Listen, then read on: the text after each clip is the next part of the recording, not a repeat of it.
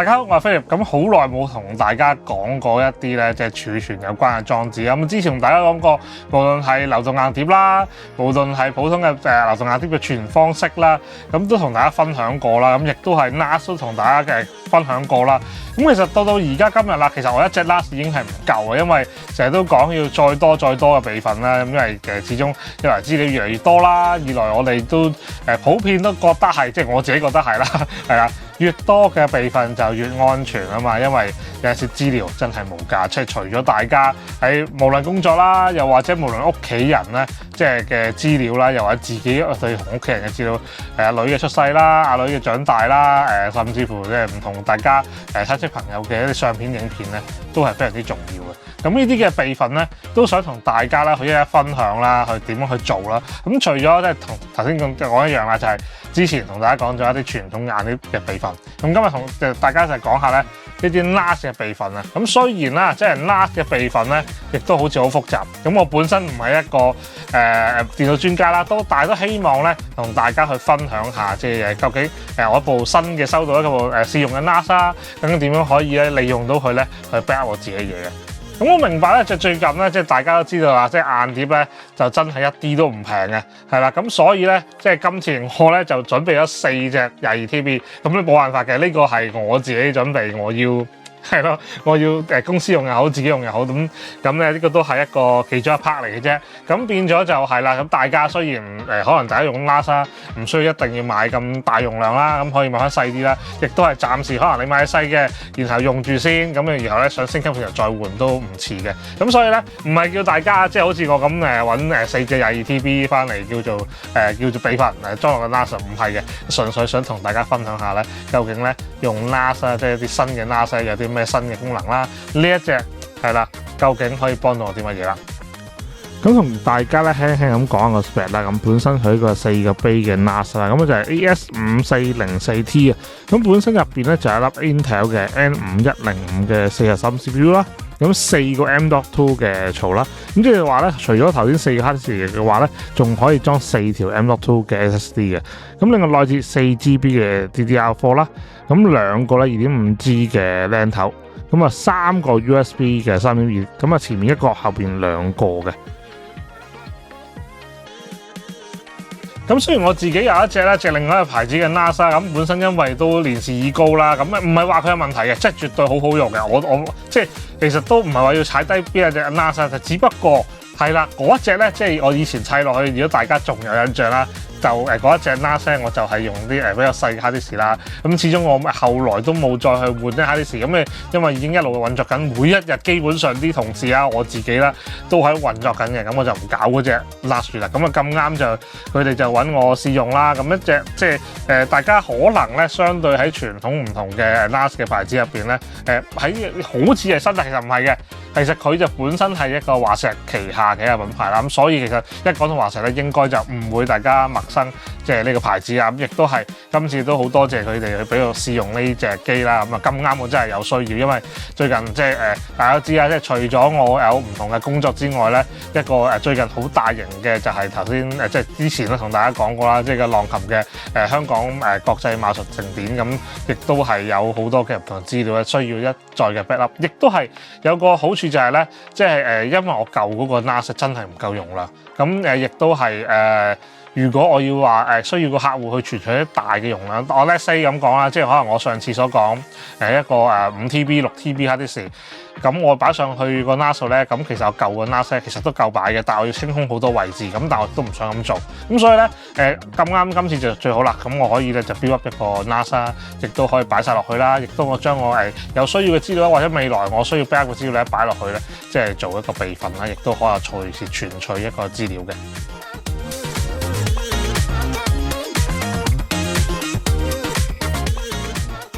咁只要打開個外殼之後咧，就會見到咧入邊咧有條4GB 嘅 DDR4 啦，亦都有咧即係有4個槽啦，俾大家加個 hard disk 入去嘅。咁啊，你亦都可以咧即係出隻hot plug 啦咁樣嘅，唔使螺絲咧就可以咧就插到 hard disk 啦。亦都最特別呢隻咧有4個 M.2 嘅，即係話咧如果你有 SSD 嘅話，或者買 SSD 咧係可以加埋落去一齊用嘅。咁作為一個即係而家叫做 video production 啦，或者影相嘅攝影人又好啦，大家可能影開相又好咧，最緊要咧即係呢啲嘅 NAS 係容易去 build up，咁亦都係咧今次我就嘗試下用我嘅即係新手模式咧去同大家咧去起呢個 NAS 試下，咁一步一步咧同大家去試下呢隻 NAS 究竟點樣設定啦，亦都簡唔簡單，因為最緊要簡單，因為唔簡單就頭痕咯，就係咁簡單。咁而家大家就睇到咧，即係我就將啲 hard disk 打開佢啦，拆晒出嚟，亦都係唔使螺絲，任何螺絲咧用翻佢嗰個咧本身嘅槽咧就可以攝翻落去嘅。因為係側邊咧就拍落去咧就唔使用螺絲嘅，咁所以都幾方便，好方便咧大家咧即係無屋工具安裝嘅。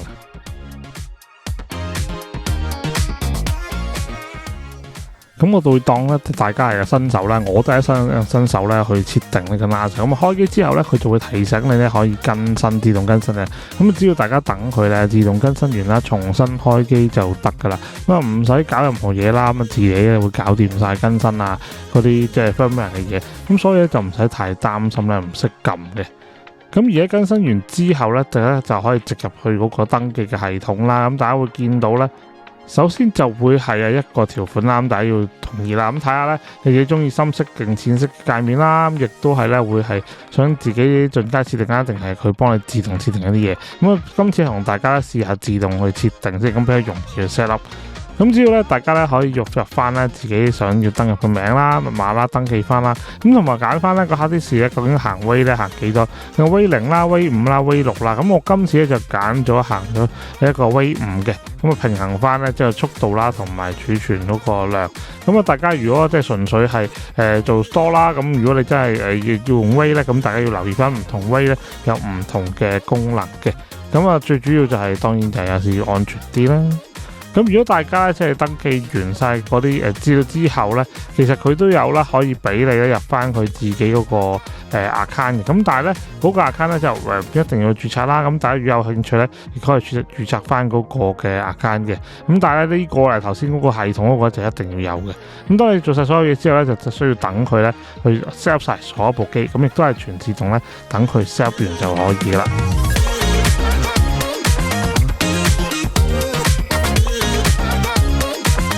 咁呢個系統嘅界面咧，佢都會提醒你一啲 port 位咧，因為驚俾人攻擊咧，亦都提醒你要改翻啲 port 位咧，唔會係啲預設嘅 port 位嚟嘅，咁只要跟翻佢指示做就可以噶啦。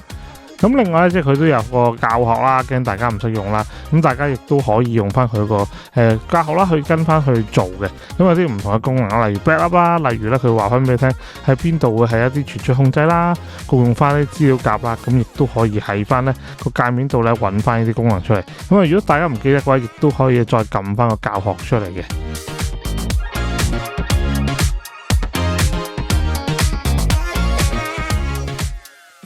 嗱，即係依句我一定要講嘅，好多人都覺得 NAS 啦或者行 WAV 咧就係一個 backup， 唔係啊，不過佢咁你單係一個 NAS， 單係一個 WAV 行咗 WAV 0、WAV 5、WAV 10、WAV 0+1咩 whatever 啦，總之行 WAV 都唔係一個 backup 嚟嘅，即係大家要好搞翻清楚先。如果唔係，大家以為我教錯嘢係啦，亦都係咧有啲人可能即係比較熟電腦，可能即係大家觀眾一定熟過我嘅，即係我好渣㗎嘛，係咪先？大家一定熟過我，只係用使用者嚟嘅啫。咁我自己覺得啊，用 NAS 用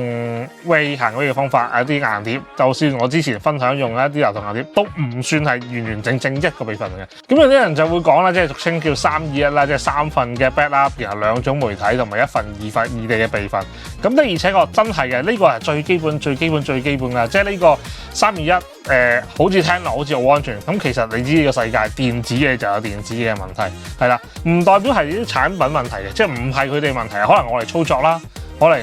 我哋去唔小心用佢啦，又或者佢嘅壽命啦，咁諸如此類，佢始終一個唔係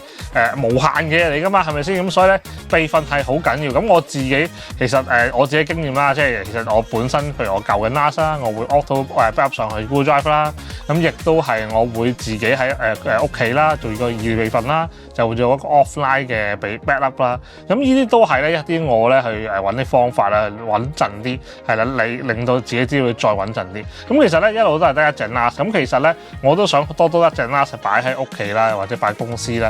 始始終你多一隻都係多一隻啦，即係備份你冇人會嫌多嘅。即係尤其是如果我哋去其實工作嘅時候，其實有啲人都會話啊，哇！你 hard disk 咁貴，點解買咁多隻咧？其實喺我眼中啦，即係成日都講資料無價嘅。咁我覺得當我哋工作有需要嘅時候就要買㗎啦。即係我而家 hard disk 就算真係唔平嘅，咁但都要買，因為其實幫緊唔單止係幫緊我自己，都幫緊客戶啦，幫緊即係相關嘅人士去保留一啲好重要嘅資料嘅。咁仲有咧就係最近都大家知道啦，即係多咗同事去幫手啦，咁所以咧其實一個用 NAS 嘅共用空間咧係非常之重要，因為大家都又聽我講唔好意思，都係氹氣老人家咁啦。咁啊之前就講過隻舊嘅 NAS 唔夠位啦，咁呢隻 NAS 都係如果我而家多咗同事去處理幫手處理資料啦，咁其實咧相對上喺嗰個舊有咁緊迫嘅用量之下咧，好難去一齊去用嘅。咁亦都係我之前就同大家分享過啦，我 Google Drive 係無限嘅，以前係無限嘅，咁但係已經有限啊嘛，咁就要揾更多嘅新嘅方法咧去做自己嘅一啲online 到嘅 backup 啦，又或者係大家可以互相交流嘅一啲數據嘅備份啦，又或者互相交流嘅方法。咁今次咧，所謂 backup 呢個系統咧，都係一個其中一個重點嚟嘅。咁對於我哋公司嚟講，最緊要其中一個功能咧就係 NAS 有一件嘅備份功能啦。咁佢 USB 咧前面有 USB，咁大家可以插卡 reader 啦，又或者啲 SSD 咧插落去咧，就可以一鍵咧將佢backup 就去個 NAS 啦。咁呢個咧就要咧自己咧上翻個即係嗰個界面度啦。咁亦都係去翻咧 USB 嗰個界面嗰個位置嘅備份咧。咁啊備份要打翻開啲功能咧先至係可以嘅。咁大家要即係如果有需要就要留意翻啦。咁即係我自己本身咧就非常之叫做覺得呢個功能好重要，因為有陣時即係我哋要去儲存唔同嘅備份之下咧，根本有啲全自動嘅抄寫咧，咁始終都會幫到手嘅。咁嗰次真係好多謝 Arsista 啦，即係你俾咗一隻 NAS 俾我去試用啦。咁因為咧都俾咗一段時間啱，亦都係咧即係非常之有耐心等我咧，即係忙完之後先至試用去出片。咁有時咧即係呢啲產品都要試用咧，先可以同大家去分享噶嘛。咁啊呢樣嘢都係要多謝翻 Arsista 俾咗呢個 NAS 我去試用嘅。咁啊等我多一隻 NAS 去用啦。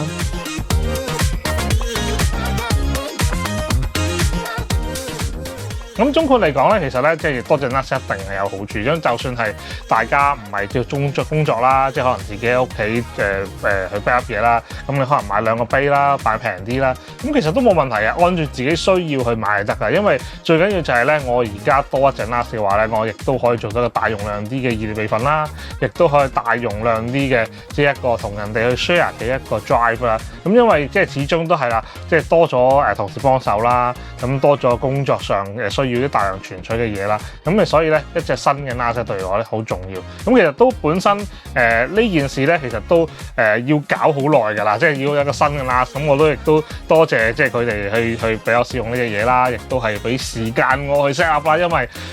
前嗰排真係太忙啦，即係其實都而家都仲忙緊，即係大家睇緊片嘅呢一刻，我都仲喺度忙緊，但係咁始終都係。要嚟始終都要嚟嘅，咁啊唔係純粹關要拍片俾大家睇問題，係純粹我真係本身真係要標一個 NAS 去到做個叫做更加大容量嘅 backup， 呢個係非常之重要嘅。我希望大家即係除咗呢條影片叫做睇到我去試用隻 NAS 啦，亦都睇到我買咗咁貴嘅 hard disk 去做 NAS 之外咧，係啦，亦都可以感受到其實點解我喺度不停會係叫做會試用一啲新嘅產品、新嘅 hard disk、新嘅 NAS 去順便介紹俾大家睇咧，就係除咗要介紹之外，就係希望大家對於資料嘅管理、對於資料嘅一啲 backup 係要重視同埋再重視。咁希望咧今日條片可以幫到大家了解多啲咧，即係除咗一啲傳統硬碟上面嘅 backup 之外，一個 NAS 嘅一個方法，亦都佢可以提供到嘅功能。咁希望幫到大家，希望大家咧即係隨便下面留言鬧我都得嘅，係啦。如果我講錯啦，我講得唔好啦，下面幫我手一齊去補充都係冇問題嘅，係啦，我絕對接受，因為本身咧呢樣嘢就係博大精深，係啊，我都唔介意嘅，大家可以下面一齊討論下。咁希望今日大家中意條片，記得下面留言 like、share、subscribe 我 channel， 同埋 share 俾朋友仔一齊去睇下，咁啊睇下其他片都冇所謂嘅，係啦，最緊要就係訂閱我哋嘅 channel，我哋下一次揾更多新嘅嘢同大家試下。我哋下次再見，拜拜。